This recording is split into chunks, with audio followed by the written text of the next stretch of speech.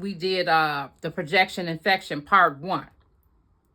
Projection takes your words and it twists them around, right, in such a way that makes you second guess the reality of a person, of a place, of a thing, of an idea. It makes you second guess your motives, right? And it makes you second guess your characteristics, your calling, your identity, life in general, when you are hearing words that are projected from another individual. And as a matter of fact, about a month and a half ago, I was witnessing a situation. And then what ended up happening is I heard another individual mention the situation. And in mentioning the situation, she had a whole different version of what happened and highlighted certain things. But she did not highlight her participation in the situation, I would say. And as I stood there listening to her, I was thinking to myself, my God, today, I've never seen someone take information and twist it around so much. So with that Leviathan spirit, till you are second guessing what really took place. But luckily I was there to be able to witness it, right? When it comes to projection, the problem is in ownership. The projection infection is an ownership problem. And the ownership problem dates back to the ownership of our story, right? And so what happens is when we don't own the bits and pieces of our story that exists, then what happens is that we go and then project, which means we take what should be owned by us, we take it and put it onto other people, places, things, and ideas. Sometimes the story involves, ownership of the story involves something, some part of badness that's in us that caused us to sin against another person. Sometimes projection involves the badness that other people possessed, and or possessed, that we will not come to terms with. And so we split and go back and forth. Oh, yeah, they're my friend. Oh, no, they're not my friend. Oh, yeah, they're good. Oh, no, they're not good. Oh, yeah, she's jealous. Well, I shouldn't have said that. You know what? She is a good person. When we can't get down to the nitty gritty of that thing and admit what happened, we set ourselves up. We open ourselves up to the projection infection. And then we have I got a perfect example for you over in 1 Kings 18, where you have a situation where Elijah met up with Obadiah. And he gives Obadiah the word, go find Ahab and tell King Ahab to come meet me at such and such a place. And basically Obadiah's like, no, I ain't going to do that. Because every time you tell somebody that, or somebody see you in such and such place, I'm paraphrasing, of course, right? They see you in such and such place, you up and disappear on us.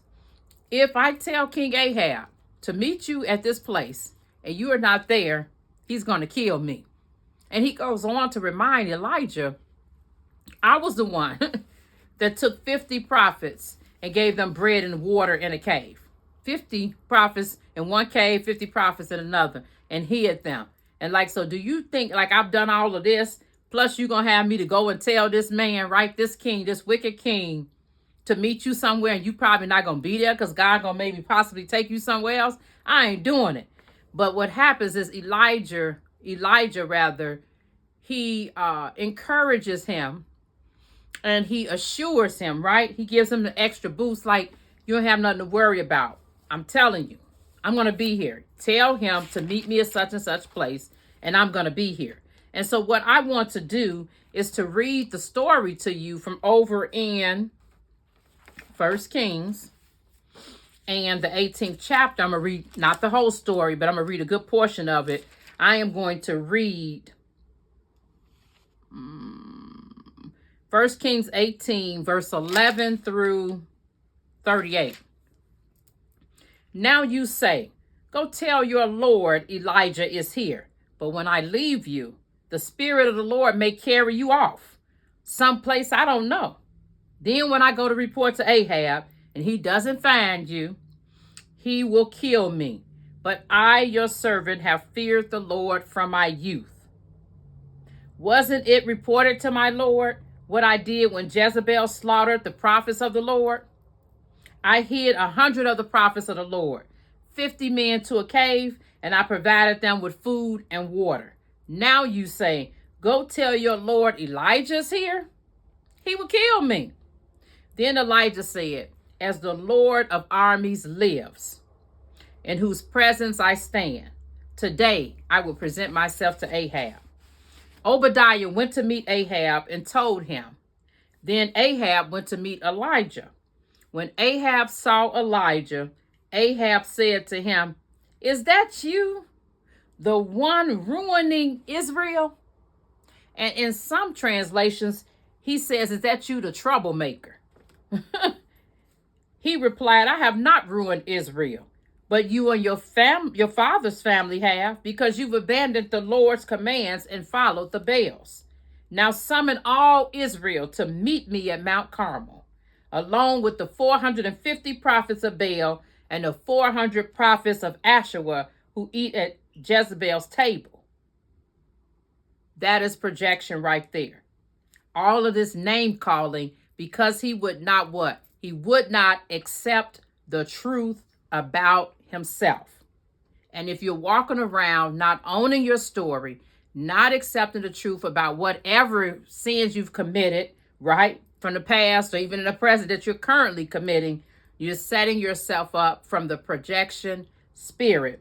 And that spirit has entangled with it the Leviathan spirit, where you're taking words, you're taking people, you're taking places and ideas, and you're taking it and twisting it around and changing the story, which leads to what?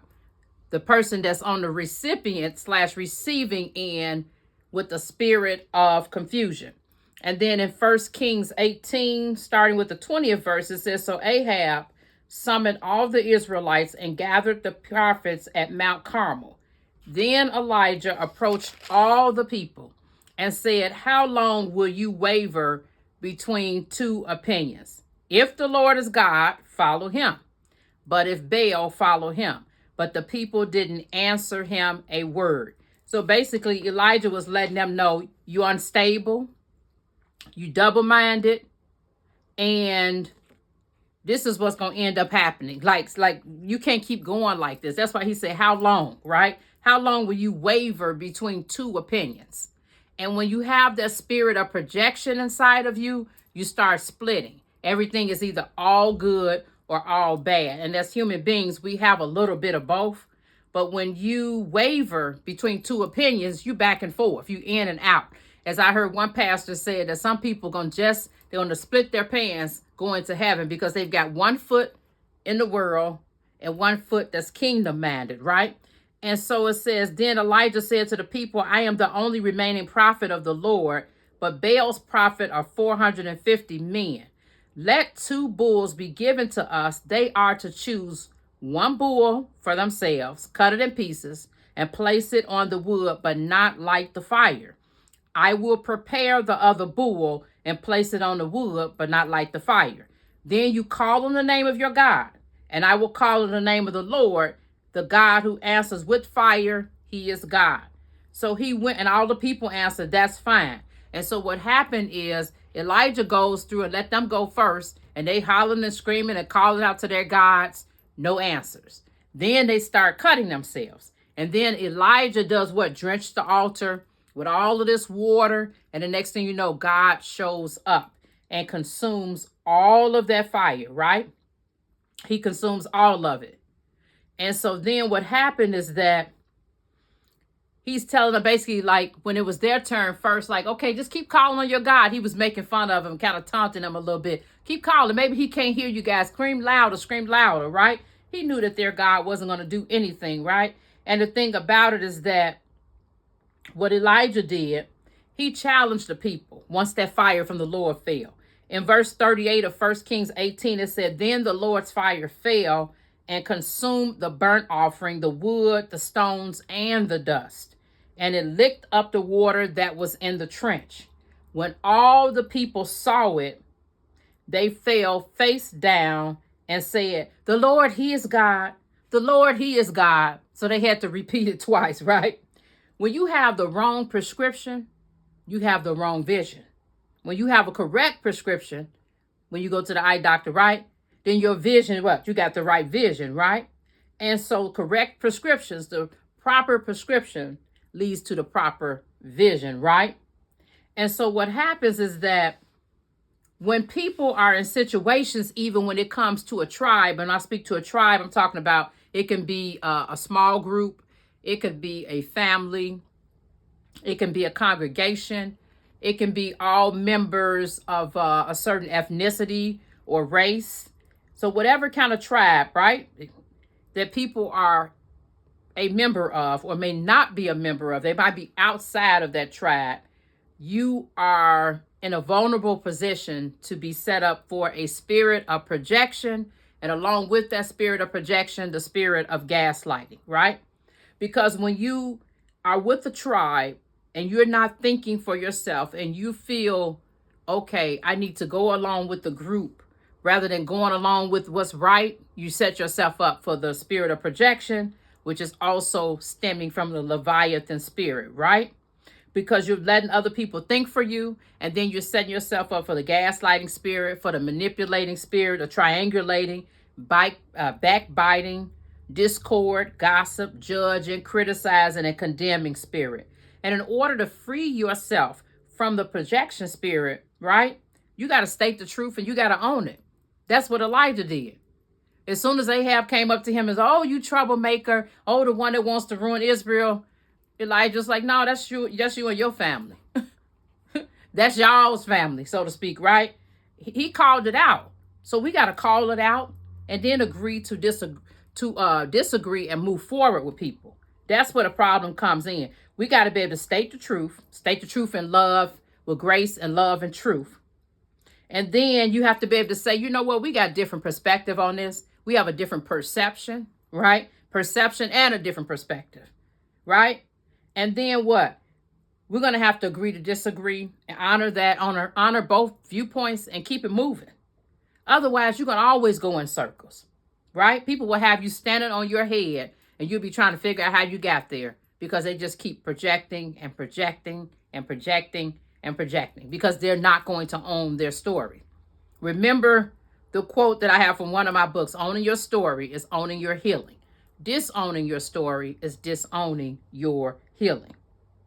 And there will never be advancement in any areas as long as we're disowning our story. We cannot have a come to Jesus moment for other people, neither for ourselves, right? They have to do it for themselves and we have to do it for ours. Remember, the truth brings freedom. The truth grounds you. The truth delivers you. Even if the relationship fails, the truth will not. In scripture, it says, where the Spirit of the Lord is, there is freedom. And the amazing thing about it is you got the Israelites who were teetering and tottering and splitting themselves into all these different opinions, everything else but the truth. And the tripped out thing about it is that a miracle had to occur in order for them to say, the Lord, he is God, the Lord, he is God, to repeat it twice. But they would rather have believed the false prophets, all those prophets of Baal and Jezebel and Ahab's wickedness before seeing this miracle. And a lot of times that's how it is. Even when it came to later on in scriptures with the Pharisees, they kept asking Jesus for a miracle. But he had already showed signs and wonders and miracles. And they didn't believe that. And then he mentioned, like, even back in scripture, he sent different people. They didn't believe that. So it's like, what else do you want me to do? The writing is on the wall. I can't be any clearer than that. And that's how it was with these people. They had to see a miracle in order for them to say, okay, you know, we believe this. But why did they end up where they were in the first place? Aligning themselves, right? Believing and aligning themselves with the leadership of Ahab and Jezebel, right? And because Ahab had that projection spirit and Jezebel had the projection spirit, and you got both of them. You got Ahab, a vulnerable narcissist, and you got Jezebel, right? This grandiose narcissist and malignant narcissist. She had a cocktail of both of them. And so they couldn't do anything else but project because They were following leaders who had those spirits emanating in their minds and bodies and souls and spirits and in their hearts, right? Their hearts were hearts of stone and disobedience and rebellion, right? And the scripture says that there had never been any other couple that was as wicked as Ahab and Jezebel. I am Katina Horton, the Love and Freedom Toxic Relationship Recovery Coach. Be blessed.